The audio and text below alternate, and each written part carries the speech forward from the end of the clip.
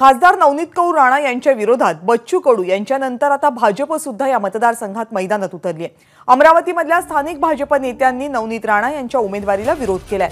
अमरावती लोकसभा मतदारसंघातून भाजपने कोणत्याही परिस्थितीत नवनीत राणा यांना उमेदवारी देऊ नये अशी मागणी भाजप नेत्यांनी उपमुख्यमंत्री देवेंद्र फडणवीस आणि चंद्रशेखर बावनकुळे यांच्याकडे केली आहे। राज्यामधल्या दुसऱ्या टप्प्यातील उमेदवारी प्रक्रिया सुरू व्हायला फक्त एकच दिवस शिल्लक आहे आणि असं असताना भाजपच्या स्थानिक नेत्यांनी काल रात्री नागपूरमध्ये देवेंद्र फडणवीस यांची भेट घेतली आणि ही मागणी केली आहे।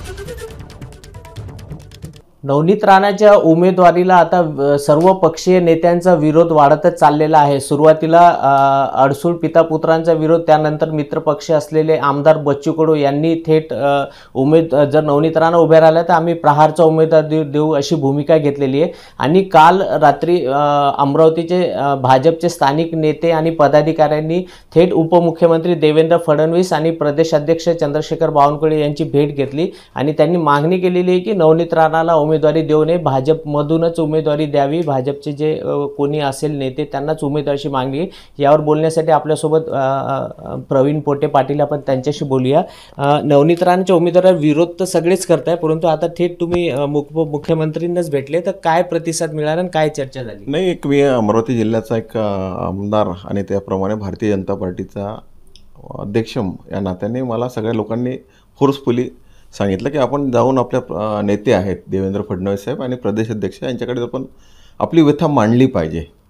कारण सगळ्यांचं असं मत आहे की आज त्यामध्ये आमच्यासोबत असताना किरण पात्रुकर होते, रवी खांडेकर होते, किरणताई महल्ले, निविद्या चौधरी होते, जयंतराव डेहनकर, शिवराय कुलकर्णी, दिनेश सूर्यवंशी, तुषार भारतीय, चेतन गावंडे, चेतन पवार, करेसिया, 17-18 लोक आपण या ठिकाणी आम्ही गेलो होतो। आणि सगळ्यांचा विचार एकच होता की भारतीय जनता पार्टीच्या कोर मधला कुठलाही माणूस दिला पाहिजे आणि कुठल्याही भारतीय जनता पार्टीच्या कोर व्यक्तीला जर आपण सिंदूर जर लावला तर यावेळेस नरेंद्रभाई मोदी यांच्या नावावरती कुठलाही व्यक्ती निवडून येऊ शकतो, प्रामुख्याने यांची भूमिका होती।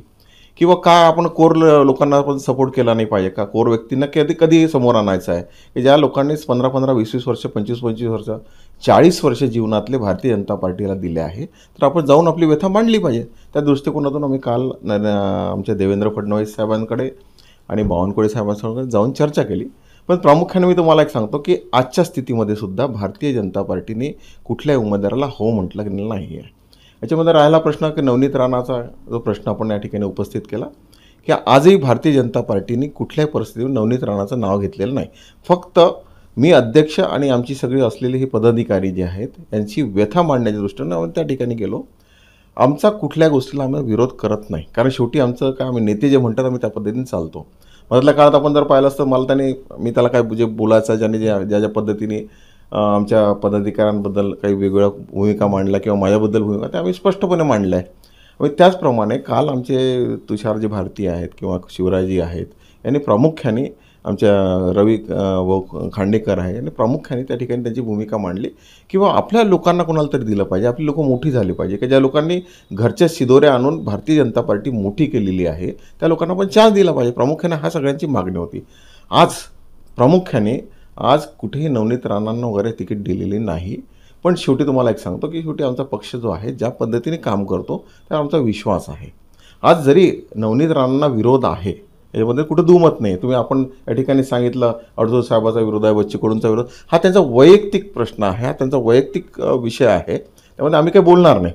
परंतु आम्ही निश्चितपणे सांगू शकतो की या ठिकाणी भारतीय जनता पार्टीने कुठल्याही गोट्याला सिंदूर जर लावला तर आम्ही प्रामुख्याने निवडून आणू शकतो। आता राहिला प्रश्न की आमचा त्यांचा विरोध आहे का? आपण एका गावामध्ये राहतो, एका गावात असल्यामुळे आपण कोणाला विरोध करत नाही। प्रामुख्याने ज्या वेळेस इलेक्शन राजकारण राहते त्या पद्धतीने तो विरोध होतो। याच्या आधीसुद्धा मला रवीने मला बोलावलं होतं की तुम्ही चहा प्यायला, आज आपल्या माध्यमातून सुद्धा त्यालाही सांगतो, नवनीतला भाभीला सुद्धा सांगतो की तुम्ही आमच्याकडे चहा प्यायला या, पण आज त्यांना काही तिकीट दिलेलं नाही आहे, त्यामुळे आम्ही सोबत आहेच, प्रश्नच नाही आहे। परंतु भारतीय जनता पार्टी ज्या दिवशी आमचे नेते देवेंद्र फडणवीस साहेब जो कोणी निर्णय लागेल त्या निर्णयासोबत आम्ही निश्चित राहू। मी वैयक्तिक अध्यक्ष या नात्याने मला राहणं गरजेचं आहे, हे कुठं दुमत नाही आहे, पण आम्हाला अबकी बार 400 पारसाठी नरेंद्रभाई मोदींच्या या मोठ्या कार्यक्रमासाठी म्हणजे तिसऱ्यांदा प्रधानमंत्री होण्याच्या दृष्टिकोनातून, या देशाचा इतिहास घडण्याच्या दृष्टिकोनातून हा देश मोठा लेवलला जाण्याच्या दृष्टिकोनातून आम्हाला नरेंद्र मोदींसाठी हे सगळं काम करणं अत्यंत गरजेचं आहे. पण प्रामुख्याने अजूनही सांगतो, कुठेही नवनीत राणांना आपण किंवा तिकीट दिलेलं नाही. तो भारतीय जनता पार्टीचा व्यक्तीच या अमरावती जिल्ह्याचा निवडून येणारा व्यक्ती राहील, एवढं मी तुम्हाला या प्रसंगी सांगू शकतो. भाजपचे कार्यकर्त्यांशी पण आम्ही काही बोललो. त्यांचं म्हणणं आहे की नवनीत राणाला कोणत्याही परिस्थितीमध्ये उमेदवारी देऊ नये. तर यावर काही चर्चा झाली का? नाही, कसं आहे तुम्हाला सांगतो की आपण जर आता एवढ्यात फार वेगवेगळ्या ठिकाणच्या चर्चा, सोलापूरमध्ये जर आपण पाहिलं, सिद्धेश्वर महाराज आहेत, त्यांचं सुद्धा जाती प्रमाणपत्राला धरून मोठ्या प्रमाणात चर्चा झाली आणि पार्टीने, भारतीय जनता पार्टीने त्यांची तिकीट नाकारली. त्यांचं आमचे जे हे ज्येष्ठ नेते होते जे आमच्यासोबत काल होते, त्यांनी सगळ्यांनी तो सुद्धा विषय घेतला की बा भारतीय जनता पार्टी ही जी आहे निष्ठावंत कार्यकर्त्यांची पार्टी आहे आणि निष्ठावंत काम करणारी पार्टी आहे, सुसंस्कृत पार्टी आहे. तर यामध्ये ज्या पद्धतीने सोलापूरमध्ये सिद्धेश्वर महाराजांचं तुम्ही त्यांची तिकीट नाकारली, त्या पद्धतीने कदाचित या ठिकाणी जर रिझल्ट असा लागला तर तुम्हाला तसा निर्णय घ्यावा लागेल आणि त्या पद्धतीने पार्टीला काम करावं लागेल. हे प्रामुख्याने सगळ्या नेत्या मंडळींनी ते सांगितलं. आमचा अजेंडा जो आहे किंवा आमचा लोकांचा, आमच्या कार्यकर्त्यांचा, आमच्या पदाधिकाऱ्यांचा जो अजेंडा आहे तो हाच आहे की यांनी अनेक वेळेस यांनी नवनीत ताईंनी म्हणा, भावीनी म्हणा किंवा रवीने ज्या पद्धतीने आमच्या लोकांवरती वार आहे, तो राग आहे, सामूहिक आहे, तो राग असलाच पाहिजे. पण मला एक सांगा, उद्या काय निर्णय लागतो कोर्टाचा हे आपल्या हाती नाही आहे. पॉझिटिव्ह लागो, निगेटिव्ह लागो, शेवटी पार्टीनं जो निर्णय घेतला, निर्णयासोबत आम्हाला राहणं गरजेचं आहे. म्हणून मी तुम्हाला ते प्रामुख्याने तेच सांगितलं की बाबा याच्या आधी त्यांनी सुद्धा मला बोलावलं चहा प्यायला. मी सुद्धा तुमच्या माध्यमातून सांगतो, या तू चहा प्यायला, काही प्रॉब्लेम नाही आहे, आम्ही सगळ्यांचं स्वागतच करतो. पण शेवटी पार्टी जो निर्णय घेईल त्या पार्टीसोबत आम्हाला राहणं गरजेचं आहे. लोक काय निर्णय घेतील तो पेटीत जाणार आहे, त्यामुळे आम्हाला त्यात काही हे सुखदुःख नाही. पण अबकी बार नरेंद्र मोदींसाठी 400 पार हा नारा आमचा पक्के निश्चितपणे राहील.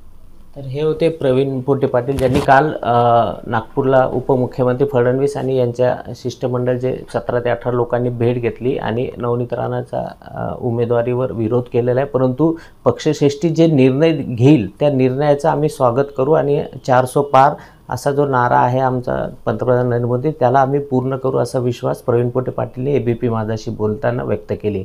कॅमेरामॅन अमोल देशमुखसह प्रणय निर्माण, ABP माझा, अमरावती. ABP माझा, उघडा डोळे बघा नीट.